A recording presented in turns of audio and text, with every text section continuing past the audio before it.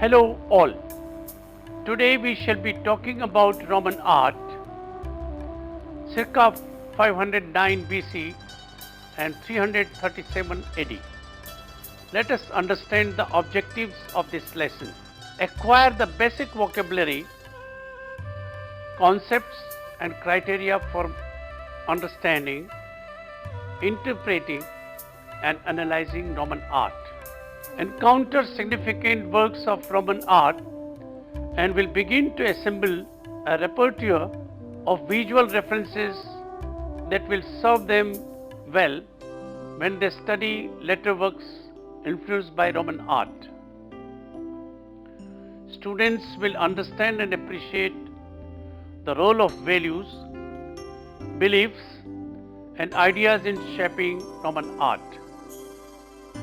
Students will also explore the subject matter and themes of Roman art through a variety of processes, techniques and materials to gain a better understanding of how and why Roman art was created. Let us look at the contents of the chapter. We will look into greater details in the portraiture and various types. Then we will look at sarcophagus and painting. Roman sculpture can be divided into three main forms: statues, busts and architectural. Statues discussed below are the main concern of this article.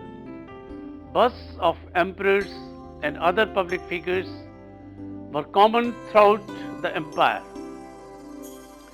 Civic pride was also expressed in the form of architectural sculpture, including narrative reliefs upon triumphal arches and columns. Roman sculpture strengths lie in its portraiture. They were not concerned with the ideal like their predecessors, but they produced characterful works and in narrative relief scenes. Their beauty lies in their complex and ever-evolving stylistic treatment of human features and character. The formative age of Roman sculpture and art generally was the Republic 500 BC to 0, while the mature age was the Empire CA 0 to 500. In addition to mythological works, the Roman produced a great volume of civic sculpture celebrating statesmen and their achievements.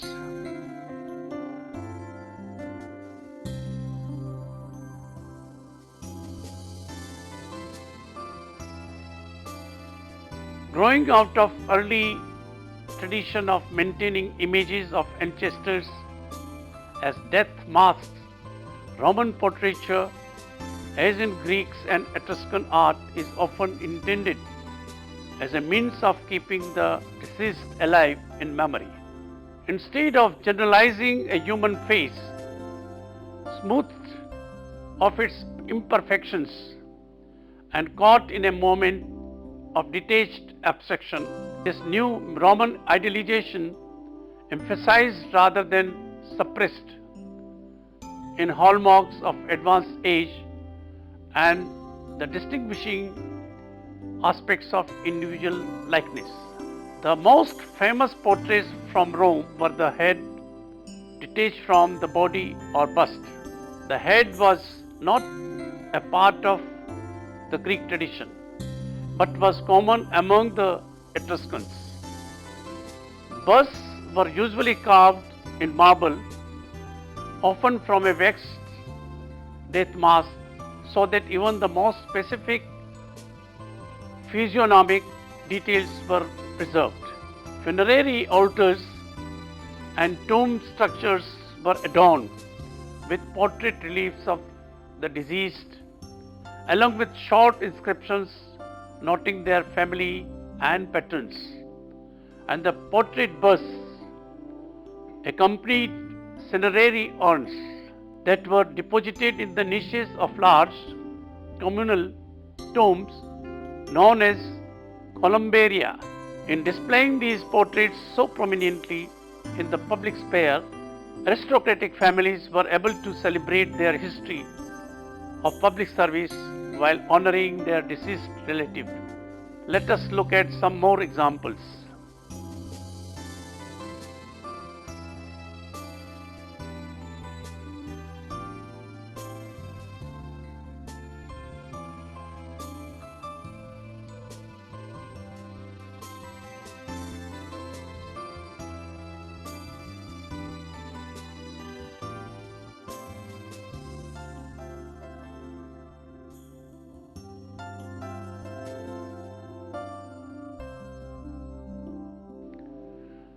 One of the most important subjects of Roman sculpture in the round was naturally the emperor himself.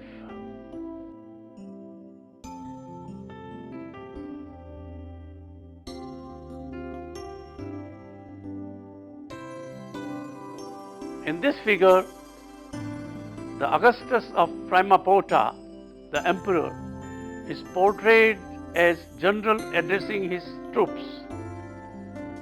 Even though the head is a likeness, it is idealist.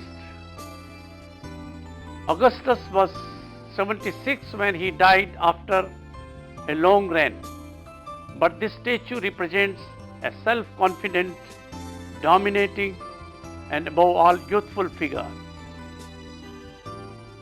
The iconography of the statue again emphasizes the power of Rome, embodied in Augustus as emperor.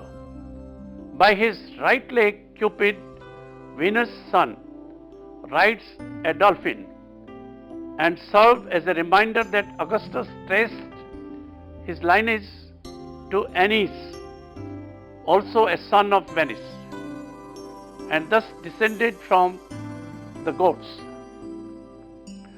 Official imperial portrait types were principally displayed in Sebastia, or temples of the imperial cult, and were carefully designed to project specific ideas about the emperor, his family, and his authority.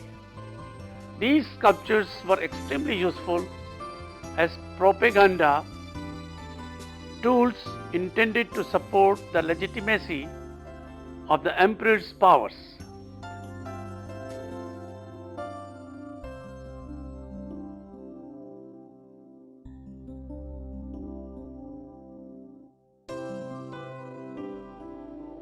The statue depicts a man addressing a gathering, his arm outstretched and slightly raised, a pose expressive of rhetorical persuasiveness.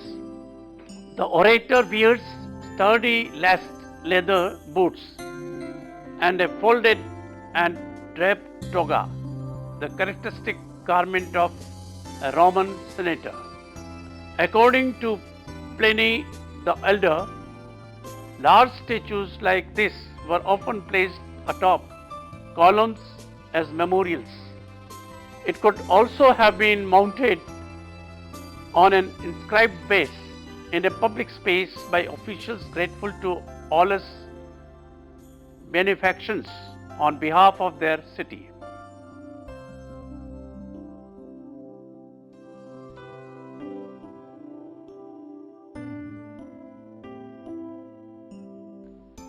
Later in the 4th century, the Emperor Constantine was depicted in a colossal marble statue. The head, over 8 feet high, is detached from the body. It is clearly a portrait as evidenced by such features as the long nose, cleft chin, clean-shaven cheeks, and thick neck. But the predominant impression left by this sculpture is derived from its monumental size, the staring geometric eyes, and the stylized hair. The restant classical character of earlier imperial sculptures has disappeared, giving way to a new style. Emperor's power and makes him seem aloof from his subjects.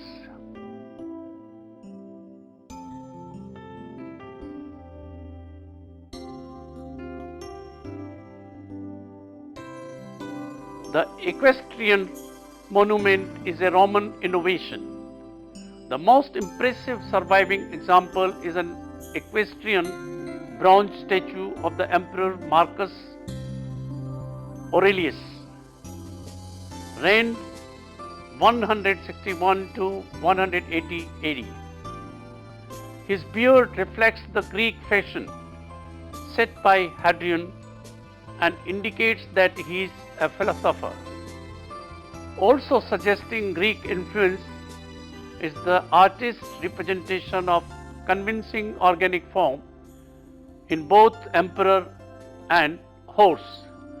Veins, muscles and skin folds of the horse are visible as he raises his right foreleg, turns his head and lifts his left hind leg so that only the toe of his hoof touches the ground. His apparent eagerness to set out is controlled and counteracted by the more sedate emperor, who originally held reigns that have since disappeared. In the 1st century BC, portraits of upper middle class women were carved. Her well-observed, recognizable features, a strong nose and jaw, heavy brows, deep-set eyes, and a long neck contrast with the smoothly rendered flesh and soft, sensual lips. Her hair is piled high in an extraordinary mass of ringlets, following the latest court fashion.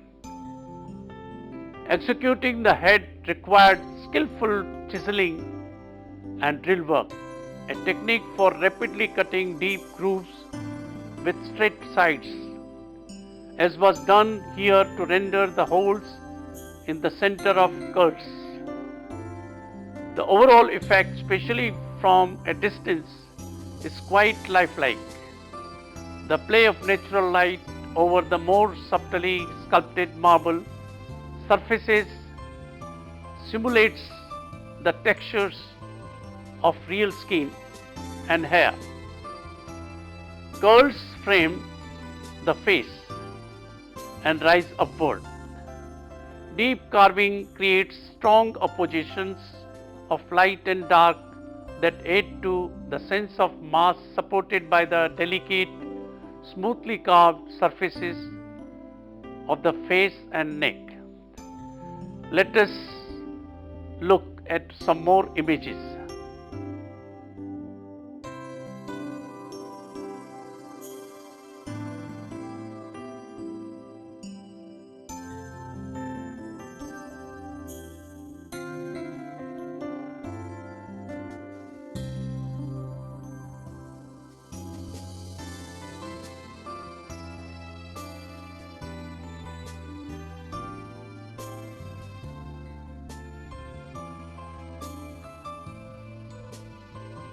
Sarcophagus.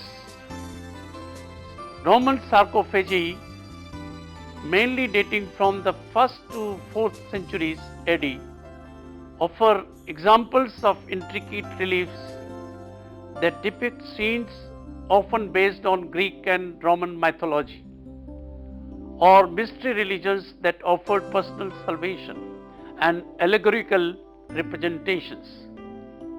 Roman funerary art also offers a variety of scenes from everyday life, such as game playing, hunting, and military endeavors.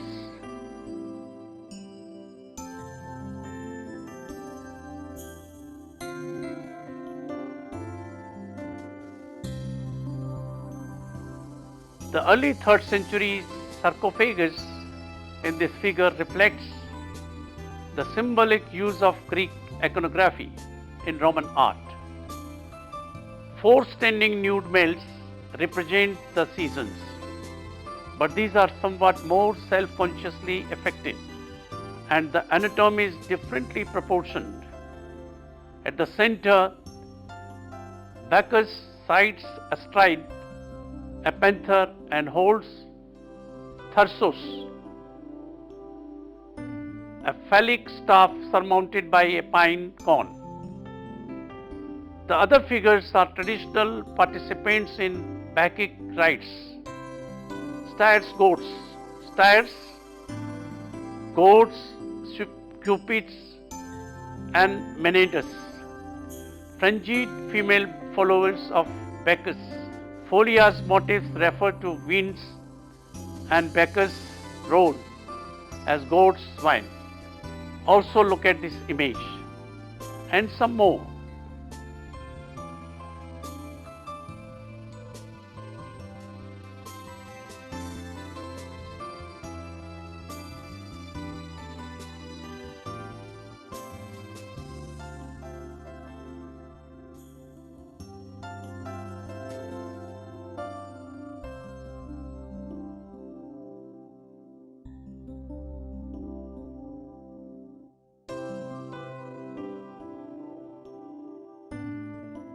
Let me introduce you to tetrarchic portraiture now. In 235 AD, when Rome was restored by Diocletian, 284 to 305 CE, a military commander, he also began an increasingly autocratic form of ruler, and the social structure of the empire became increasingly rigid.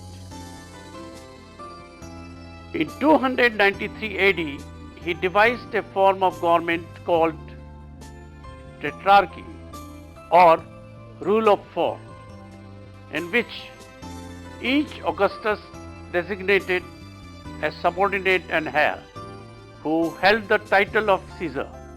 Diocletian's political restructuring is paralleled by the introduction of radically new, hard style of geometry-sized abstraction, especially notable in portraits of tetrarchs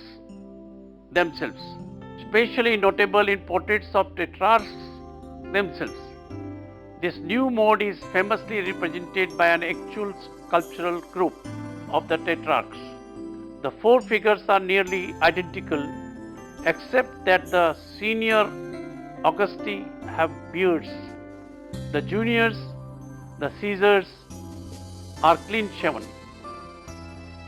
Dressed in military garb and clasping swords at their sides, they embrace each other in a show of imperial unity, proclaiming an alliance rooted in strength and vigilance.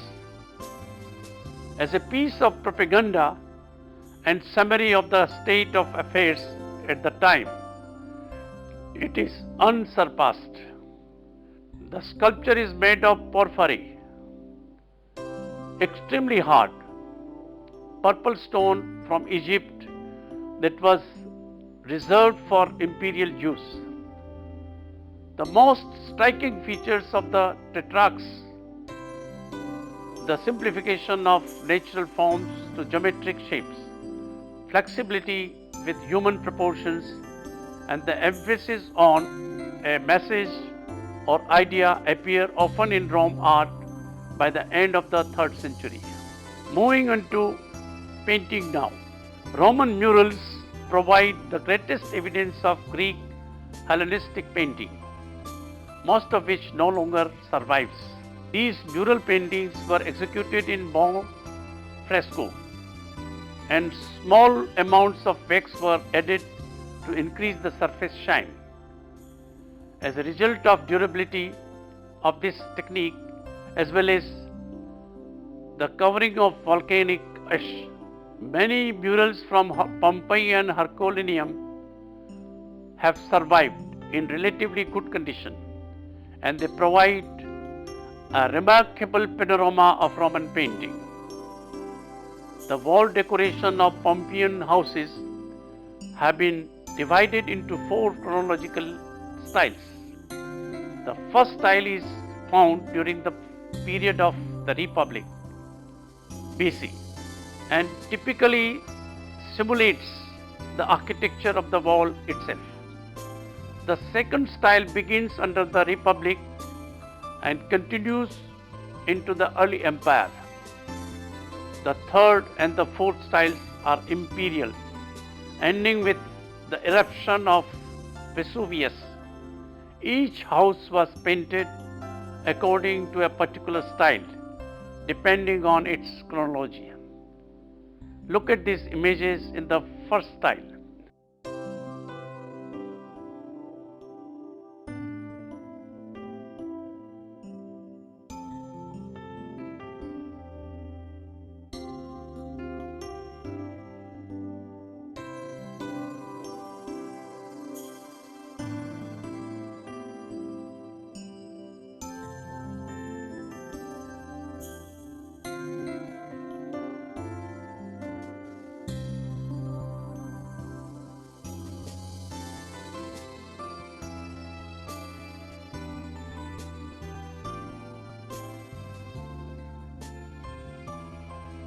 The best examples of second style painting are found in the country villa near Pompeii, known as the Villa of the Mysteries.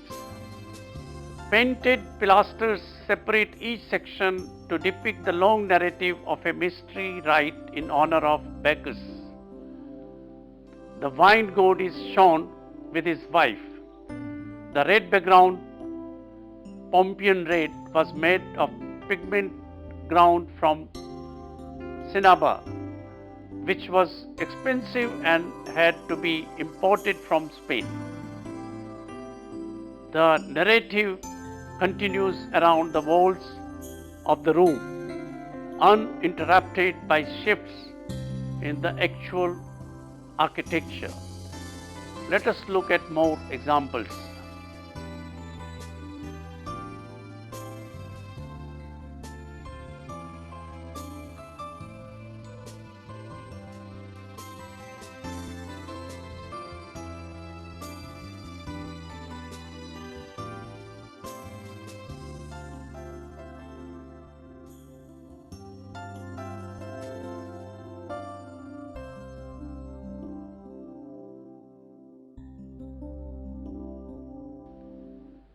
In this figure, you will see a good example of the third style, which creates an illusion of a framed painting on a flat wall and a thin, delicate ornamentation.